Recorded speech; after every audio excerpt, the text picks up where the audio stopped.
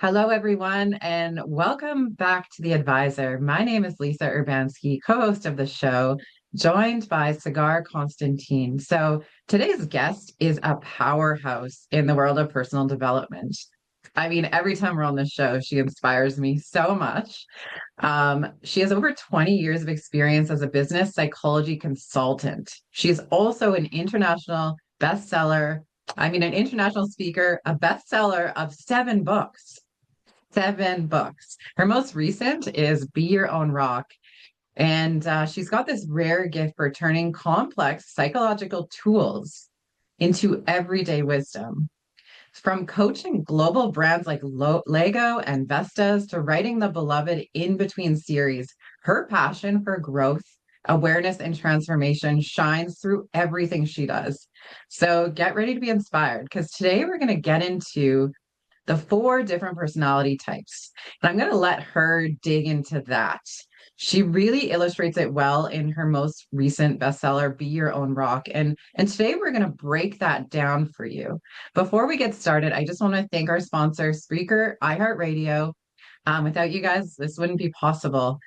So coming in from Denmark, here's Sagar. How are you doing? I'm very good, thank you, and great to see you again, Lisa. Yeah, so good to see you again. Every time we talk, the season changes a little bit. It Yeah, was that's true. Easter, and now it's more summery there. So yeah, lots of Yeah, change happening. exactly, all the time, which I love, but not all everybody loves changes. We have 4 different personality types, and there's only one of them that actually loves changes and can't get enough of it. The rest of them, they're not that keen on changes, to be honest. Oh, well, I'm excited to get into this. I personally, personal growth and development is one of my passions. And I know a lot of people don't understand who they are. And I think this will provide a lot of people with the more insight on who they are based on these 4 types. So, do you want to tell us what the 4 types are? And then maybe we can get into the first one a little bit. Absolutely. And you're so right. We have to start with ourselves because if we recognize what type we are, then we can also begin to recognize other people's types. And in that way, we can understand why we sometimes get into an argument or we are not on the same page or we think other people, to be honest, are idiots. So when we get to know these personality types, it's much easier to understand other people, but most of all, it's much easier to understand yourself and also improve on yourself and the parts of you that you haven't developed that much yet. So we have 4 different personality types, and we actually develop these types from an early age. From the age when we're born till we get to around 6 years old, we look around in our environment, the family where we grow up, the people that are close to us. And when we turn around 6, and if the listeners or viewers have children, they can look at their children. From the age of 6, 7, we begin to observe and settle on our first personality type. We practice that one until we are 12 years old. So from 6 to 12, we actually just practice one. That is also the reason why many kids have more conflicts in preschool and in the beginning, of their lives, because they only have one way of acting out, especially if they're under pressure. From 12 to the beginning of our 20s, we practice our second personality type. From the beginning of our 20s till the middle of our 30s, this third one. And from the middle of our 30s, around 35, up till the age of 50, we practice the last one. So as we grow older, we tend to practice more and more different personality types. It doesn't mean that if you are like 25, you cannot access all 4. If you practice, you can definitely access it. But most people tend to develop these personality traits over the years. So for most of us, we have 2 personality types that we use the most, our first and our second. And the first one is the one that we have practiced the longest. So we have 4 types. We have the doers, we have the thinkers, the feelers, and the changer. And the doer is really fast. this personality type likes to make fast decisions. They can get really impatient. They move fast. They don't think too much about things. They just make a decision and want to move forward. So they're always on the go and always want things to happen. They don't need to complicate things or look too much into it. If they see something they want, they buy it if they have the opportunity to do it. If they want to go and do something, they just head off and do it. So they don't think too much. They just do. And then we have the thinkers. They do think a lot. So they can actually think about things for years. I have a friend, and he's a really great thinker. He thought about getting a new car for over 2 years. Every single weekend, he went out to try a new car, and he went out and he went out and was like, come on, make a decision. Don't tell me With you a went out damn to try car. another one. But he's like that. He with everything he does, he takes forever to make a decision, and he knows it, but he can't help it because it's his inner strategy. Our personality Right. is like an inner strategy to our behavior, decision making, how we communicate, how we collaborate, how we deal with conflicts and change. So the thinkers, they like details. They like to have a lot of insights into things before they make a decision. They like to think it over, and they like to plan everything. They like to be in control. And if they overdo it, they can get little bit ignorant, but also look down on other people and very much be in control. And then we have the feeler. They're people. They're people that they like other people. They're kind of they have a great empathy. They like to be with other people. They like to do things together. They have a great sense of how people are doing, other people are doing, and they're very emotional often. And they also take things very personal, which can be a little bit of a challenge for them sometimes. And if they get out of balance and use that capacity too much, they get insecure. So when they're in balance, they're very much into their emotions in a balanced way and use empathy and embrace other people as well. Out of balance, they get insecure. So these people, the feelers, they're very important in the world that we live in, because they look for how we can do better together instead of how can I benefit by myself. So the feelers and the feeler quality in the world that we're in right now is really, really important.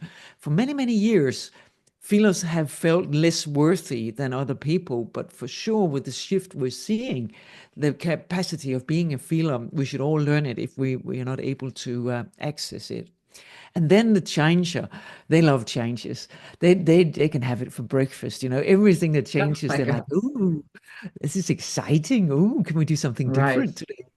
But they are also very much into how we can do better for the world, for everybody. They're also very much to having great relationships, and they can agree on that with the feeler. But also they're very visionary. They like to do good in the world. So they're not selfish people, the changers. They like to make a difference for other people. It doesn't matter what they benefit from it, as long as it's great for others. And the difference between that and the doer is that the doer usually do it for their own sake. It's just, I want something. I'm doing this really fast. This is a great advantage for me. But the changers, they're doing it for everybody. How can I improve on the world? How can I make the world a better place? So if you ask them, why are you doing this? Well, I want to make a difference in the world. And, in my country here in Denmark, it's very unusual to say something like that, because we don't think that big as Americans, for example, do. But that's how changers think. They want to make a difference in the world. So we have the doers. They're really fast. They're doing things really quick. We have the thinkers. They always think twice or 10 times before they make a decision. We have the Right. feelers. They look inside and are very much on their values and emotions. How does it feel before I make a decision? And then we have a changer. They look to, what can we change here? How can we make this even better? So they always ask, can we do something like this? Can we do something different? They don't need to prepare much. They're very much just in the flow. So these four types, we all have them. That means we all have access to developing all four different types. But as we grow up, we practice one to begin with and then the second one. And for most people, they usually don't practice number 3 and 4 that much. So if we imagine that number 1 is driving your car and number 2 is sitting next to you giving you good advice, so you're driving and you're going fast, and the one on the passenger seat going, Lisa, look out, there's a camera ahead, you have to slow down. And so it's just helping you to drive your car. And number 3 and 4, they're on the back seat going, oh, we don't like the way you're driving. And they're throwing candy at you, whatever, having an Yeah. argument. So if you're not paying attention, the ones on the back seat, they'll take over and then your car will crash, meaning you will crash. So it's very important to see if they're in balance or out of balance, and also pay attention that we can practice and develop all 4 strategies within ourselves. So if I'm like a doer and I want to develop my feeler, it doesn't mean that I will have less of a doer. I will just have more of all of them, which is quite good. So the more we get to know all 4 personality types within ourselves, the easier it is to recognize them in other people. Yes, yes. So when I'm hearing you speak on all of these different personality types, like sometimes I feel like I'm multiple of all of those throughout the day, Yeah. and then other people, they stay in their lane and they're just like you said, the one, the doer or the thinker. Mm. Do you feel like it's a little more rare for people to be tapped into the feeler and the changer? Like how does that work? Is one of the personality traits more prominent than the others? No. It can, Okay. in some countries, you will find more of 1 or 2 types, but usually, like here in Denmark, we don't have that many changes because the culture here doesn't support the changes. But in America, they will have a lot more changes because the culture in America is like, oh, I believe in you. You can do it. Try it out. It's such a different culture. I don't know about Canada, but in Germany, for example, they have way more thinkers because it's a thinker country, and they are so much into their structure and rules and how we do things, and 2 lines under it. So they have a lot of thinkers. So you can tell by the culture in the country that you might have more or less of one type, but all countries have all 4 because we cannot exist without one of them. So if one is missing, we can take this way back to when we became human beings on the African savannah. So let's say the doer says, Lisa, I'm hungry. I have to get some food. And all the doers just ran off on the savannah looking for food. And they look to the left and look to the right, and they can't find any animals. And they look at each other and say, where are all the animals? And nobody knows. So they just keep running. And finally, they see the animals, and then they look at each other and go, did you bring some weapon, Lisa? And you go, no, I didn't bring some weapon. Well, I didn't bring any weapons either because we're too fast. So that's how, they are challenged. They just run. They don't think about it. And if Yeah. we only had the doers, we wouldn't be here today. We wouldn't have survived as a species. So the thinkers, they will say, stop, before you run, we have to plan it. We have to make sure which animal has different, footsteps, or what weapons do you use for different animals, and what is the strategy, who can actually use a bow and arrow, and who can look after the fire. So they planned everything. And then they went into the feeler. And they were like, okay, Lisa, is it okay with you if you go hunting, and Saga, you do this, and some other people do this? And they organized it all, and everybody felt good. And then the changer would say, well, what if we develop a method where we could not just kill one animal, but we could kill more in one go, and we could also keep the meat during the winter so we can survive in a better way, so we don't have to go hunting every single day when there's no animals in the winter. So all 4 of them has a different purpose in our way of surviving as human beings. So we cannot survive in a country, in a team, in a family without all 4 types. And if, for example, when you're in a relationship, you can bring 2 and I can bring 2, so we can have like a high performance relationship because we balance. Right. And usually we look for what we don't have access to in the other person to balance it. But also people team up with people that are exactly like themselves, and that's when it sometimes gets a little bit interesting I, in their relationships. I just pictured a wrestling ring. Yeah. Yeah. So we Oh all my have God. all of them, but a lot of people just use only two of the strategies because it's easier. The longer you have used them, the more cheap it is for you to keep using them, and it's more expensive for the brain to practice new um, strategies.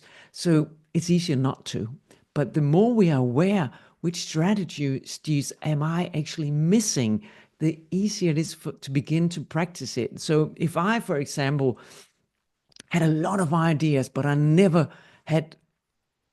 got around to do anything, I would practice my doer. So if I just was thinking about writing a book and I was thinking about writing a book, but I never ever got to write that book, I would start to practice my doer and say, well, what can I do today and what can I do tomorrow, and set some ambition and get started. So that's when I have to practice that. But if I just write and write and write and there's no order or it's just a completely mess, then I would practice my thinker.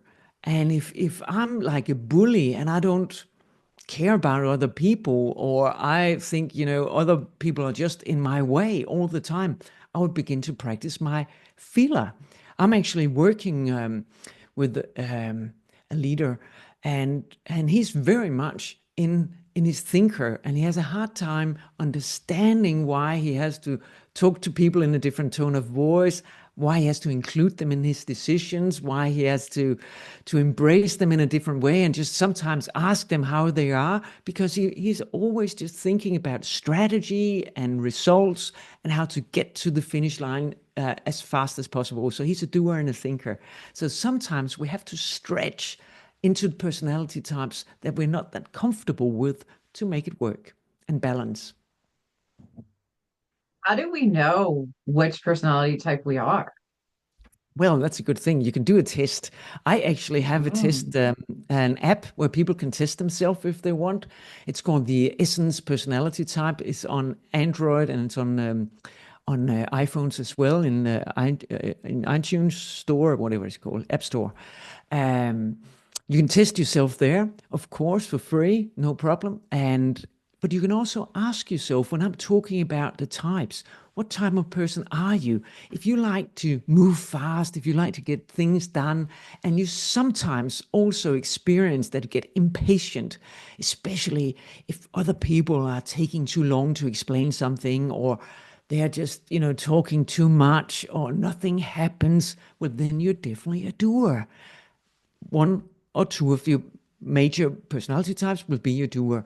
If you like to have order and systems, and you like Excel, and you like, to get details, and oh, you have to know everything about something, doing lots of research before you buy anything or make a decision, and then you might think about it one more time, then you're definitely a thinker.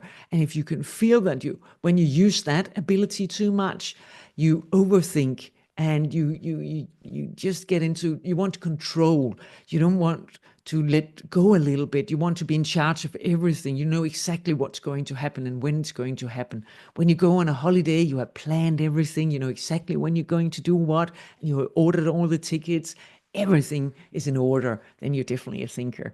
And if you're a feeler, feelers, I think, because I'm not a feeler, I can say that feelers are amazing people, because what they do is they really tend to care more about other people than themselves. They like to help other people before themselves. So if you're a feeler, you know this, you know that you care about other people, you know that it's important that we all feel good together. They don't like if there's a negative person, or somebody's being bullied, or somebody's not being well treated. And their challenge is that they're too nice. They're way too nice. And they usually have a hard time setting healthy boundaries. So if you're a feeler, you will have to practice setting healthy boundaries, because otherwise you're going to give yourself away to other people. You're going to lose yourself. You're going to just erase yourself, because some people take advantages of the feelers because they're so nice and they have a hard time saying no. And if you're a changer, you will usually have what I call a popcorn brain, popping ideas all the time. So, oh, we could do this. Oh, we could do that. Oh, that's also great. I'm And it's triggered right really, now. I'm triggered right now. Just kidding. there you go. A lot of self-employed people have brains like this. Come up with so many great ideas, and it's really Yeah. hard, to follow anything through because then I also have to do this, and oh, I need Yeah, to. I want to go on a podcast. I want to write a book. I want to do this. I want to do all of that. totally. And, yeah, and then you're a changer, and what you really have to pay attention to is also completing things and also making Mm. sure other people understand your vision. I know there's the man I'm going to mention now. People both hate him and some people love him. But if we only look at the positive perspective from this person, okay? We don't look at everything he's doing in the world right now because there's something that he has done that is absolutely amazing. And it's Elon Musk. He's a changer and he's also a thinker. So he began in balance. And now we can discuss if he's out of balance. I'll leave that up to the audience to decide. But to change the automobile industry the way that he has done to make the world a better place with electric cars, that is a changer's doing. But the question is he only in balance or has he turned out of balance? I'm not going to judge him, but we can just look at it and say, oh, maybe there's an explanation for the behavior in the people we see on the big scene today. And there can be many, many in politics, it can be in companies, but we can tell, if we look at these people, we can tell what is their personality type and is it in balance or is it out of balance? And it would explain a lot of the behavior we see in the world today. A lot. And also, what you can do as well is you can see who provokes you. So, who provokes you the most? Usually, if you're a doer, it's the feeler. Because since the doer is fast, they find feelers extremely slow because they have to feel if it feels good all the time. And the feeler finds the doer stressing. Can you just stop and let me feel what I want to feel before you make a decision? Don't push me, right? So that's how Yeah. they clash. The thinker clashes with the changer. Let's just say that the thinker works in finance and the changer, they're in the development department. So the thinker comes down to the changer and said, let's say you're the changer, Lisa. So I'm the thinker and I'm going to come over and say, Lisa, well, we're missing a invoice here for $547. Can you just email me that invoice? And you're like, invoice. I have one over here for $1,000. If you get that, you have a little bit left and you can use that for whatever in the future you want. And I'm like, I was like, I can't do that. You have to give me the specific invoice that I need. You can't just give me something that is bigger and not accurate. But from your perspective, it doesn't matter. I got what I wanted and I got a little bit more. So, we just come from different perspectives and comes with different view in the world. And that clashes sometimes. And if we don't understand how that can clash, we can get into fights, both at work, but also at home. Because what many, many people don't realize is that this is not something that many people talk about, but most parents will have a favorite child if they have more than one. One that they get Hmm. along with more than the other. Nobody will say this because we're all so correct and we all say, no, but I love them both or all of them the same. But that is Of not true. course. That is, well, of course you do, but you don't get along the same way Hmm. with all of your kids. But if you look at it, your kids will usually copy your personality type or make the totally opposite. And the Right. child that has copied your personality type is much easier to deal with because you just understand each other. You know Hmm. how the other person is thinking. But the child that chosen the opposite one is difficult. It's a difficult child. You don't get along. You fight all the time. It has nothing to do with your child. It's the personality type that they have developed that you are challenged by and you don't understand. So for me, for example, I'm a doer and a changer. Actually, I'm a I was gonna changer. ask. I was gonna ask. Yeah, I'm a changer and a doer. And both my boys, they are feelers and thinkers. Of course they are. So Interesting. very interesting. And if I didn't know, I would be very challenged because when my oldest kid got home from university, he would usually, if I was in the office, he would just stand in the door and he would look at me and he would just stand there without saying anything. And I was like, are you going to say something? Are you going to say? And I didn't say anything because I know he's a thinker and a feeler. And I was like taking deep breaths, smiling at him. And in my head, I was going like, say something. Come on, say something. How long am I going to wait? Come on, say something. But I was just giving him time and being patient because I know that's what he needs in order to share anything with me. So if Mhm. I just did what I would typically do with my type, say, okay, hey, Lucas, what do you want? Well, how's your day? If I did that, he would just snap and he wouldn't tell me anything. But if I embraced his personality type, he would open up and he would share his life and questions, and we would have the best conversation ever, you know. So if you know what personality type has your kids develop, you can support them, you can embrace them, you can help them become even better at that personality type, but you can also teach them what they are missing. So that's what I've been doing. I've been showing my kids the doer and the changer. And just the other day, Lucas, he's 22 now. He said to me, Mom, I've really worked hard on my doer and I can really see the benefits of it. I'm so happy that you told me about it. So, which is absolutely amazing for a kid at 22 to actually recognize I need more of this doer because I'm too much of a thinker and feeler. If I need to get things done, I have to develop this doer capacity inside Right. of me. And that's what we can all do. We can all develop what we don't have.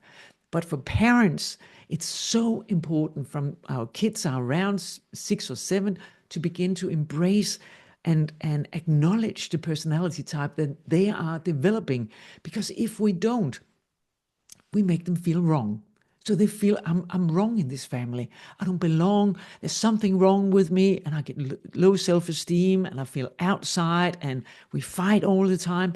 But if you, as a parent, can recognize what is it they're developing, doer, thinker, feeler, or changer, and support them in developing that, then they will feel much more relaxed inside. They'll be more true to themselves and they will have more energy also to develop later on the other strategies. So that is the very important first step, yourself and your family.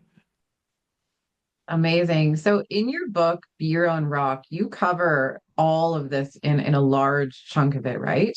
Yeah. Does it go into detail on each personality trait, how we can kind of determine what we are and how to work with others that aren't like us? All of that. So you can learn more about yourself. You can learn how to recognize other people's personality type.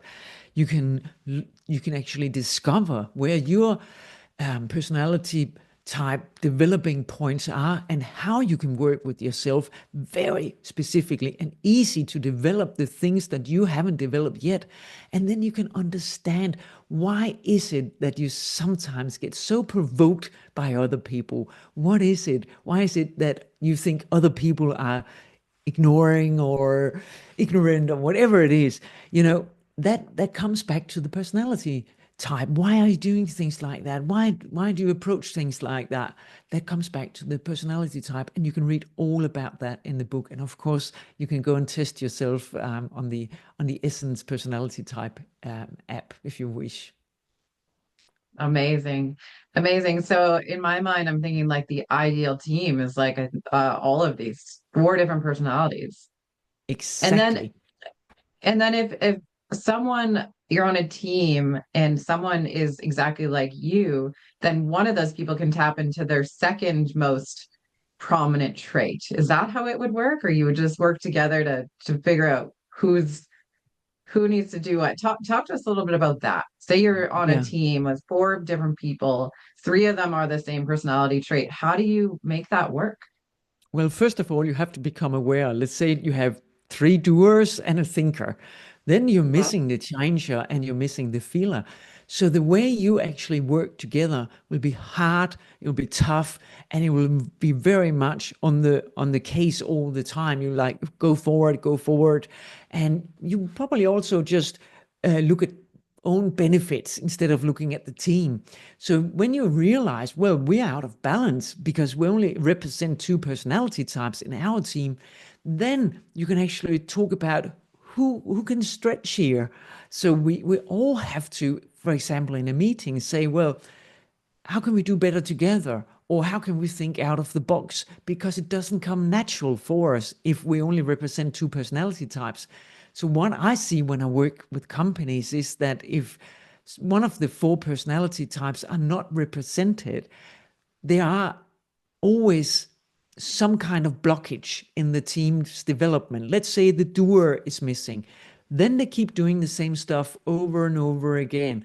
And it takes a long time. They don't meet deadlines, they don't get things done in time. If the thinker is missing, it's a mess. They don't have the strategies. They don't have the systems. They just try out a lot of things. They don't evaluate after they complete a task. They just keep making the same mistake over and over again because they never look into what have we done, what should we improve on. If the feeler is missing in a team, there will be like a hard, tough tone of voice. We'll probably get in lots of fights, and we'll also work very much isolated. We don't care about each other. We care about winning ourselves. We don't care about being a group or sharing knowledge. So everyone is just for themselves. And with the change you're missing, you just keep doing the same stuff over and over again. You don't think in long-term solutions. You just think about survival all the time. So it's very important that we also see if one or two personality traits are missing, how can we stretch to bring these ones in? And we do that with awareness, and then we support each other. And and it's the same with a family. So if you just have one or two types represented in your family, you really have to be careful to bring the two other ones in and exercise them. It's like going to the gym. You exercise these personality types, traits for yourself. So building up muscles is the same as building up a personality type trait.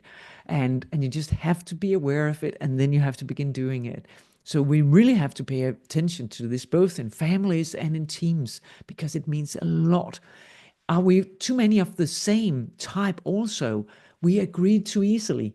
So, if we're the same type, like changes, we'll just say, yeah, it's great to save the world and we should do this and this. And we're like, Yeah. yeah, that's great. That's great. But none of us is thinking about how much does it cost? How long does it take? Is it actually realistic? No, we don't care about that. Woo, we're just going to change the Yeah. world. So, so we need all of them to succeed in whatever we're doing. And the more we can do that, the more easy it is inside of ourselves, and the more sure we are of actually succeeding. So it's very essential, but it's so important that we see these different personality types and what am I great at? What am I missing? And then we can begin from there.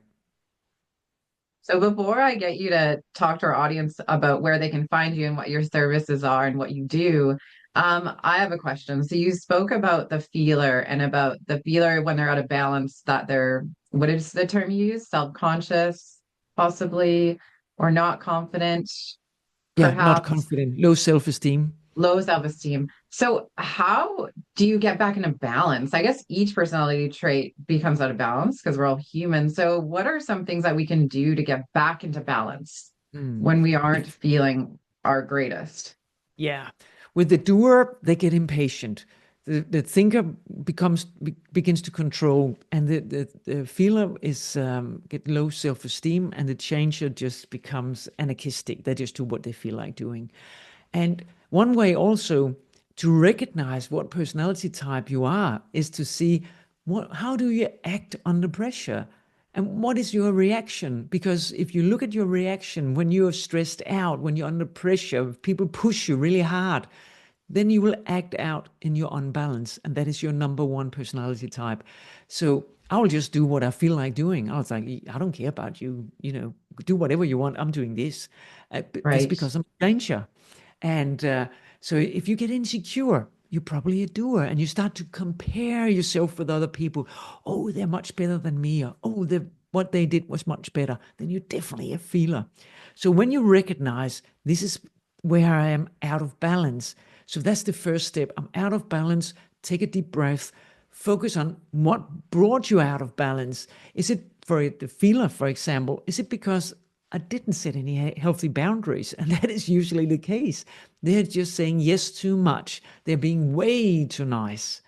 For the thinker, it's because we don't trust other people. We think we should do everything ourselves and we have to reach this really high standard all the time. Relax if you're a thinker to come back in balance. If you're a doer, take a deep breath, meditate. Doers hate meditation because it's so slow, but they need it because to balance fast, we need to go slow. So, Mhm. and for the changer, it's really important to step into reality because you can't change the world if you're not realistic. So what steps are actually needed right now in order to get to where I want to go? Be realistic. So when we reach the unbalanced side, take a deep breath and come back to what you're good at. But you have to see it or ask other people to tell you. You're a bit too much now. I think you're in control. I think you're a little bit impatient. I think, well, maybe you should set some healthy boundaries here. Or maybe you should just look at how you will get there instead of just running off and trying to save the world. So it's really important to see both the balance and the imbalance because everybody wants to be in balance all the time. But we're not, to be honest, none of us. And even I work a lot with these personality types and I get out of balance as well. But I Mhm. really try to see it as fast as possible. And when I see it, I can come back and say, well, it's just your personality type that is provoking my personality type. Let's see if we can meet in the middle. I had a situation in a company. It was really fun.